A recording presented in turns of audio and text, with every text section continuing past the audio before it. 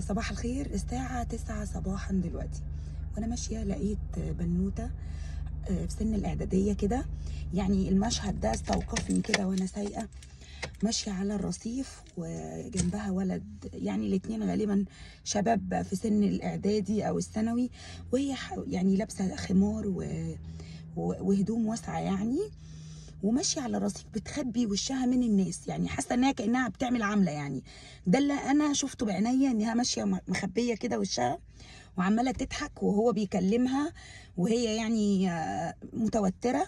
ده اللي انا لاحظته بعينيا كده وانا ماشيه، فخلاني افكر اقول سن المراهقه، وغالبا هم شكلهم في سن المراهقه، ما بيحتاجش الغباء والقسوه مننا على اولادنا، ولا بيحتاج الانتقاد، ولا بيحتاج اني طول الوقت من ساعه ما ابني ابتدى يكبر انا بعيده عنه، طول الوقت بنتقد وبزعق، ولما كبر هقول اصاحبه.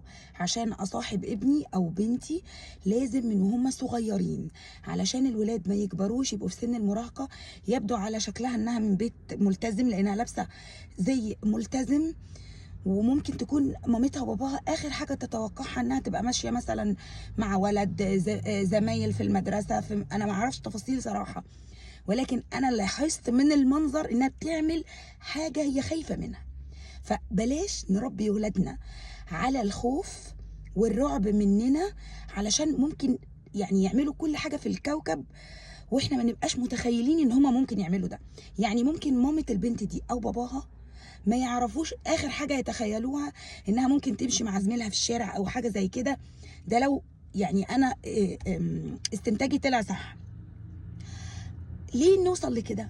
ليه ما نخلي يعني نخليني انا كأم ابني او بنتي هم صحابي من وهم صغيرين، علشان لما يكبروا وانا طبيعي بحس ان في مشاعر بتتلخبط عندي، اتعلقت بحد في الدروس، في المدارس، في الجامعات، في كده ابقى في مساحه، ما فيش خطوط حمراء بيني وبين ماما او بيني وبين بابا، وان انا اروح احكي له واخد منه النصيحه. ما سيبش بنتي او ابني يخافوا مني فيروحوا لزمايلهم او لصحابهم ويحكوا لبعض التفاصيل دي، وكوارث بتحصل في سن المراهقه.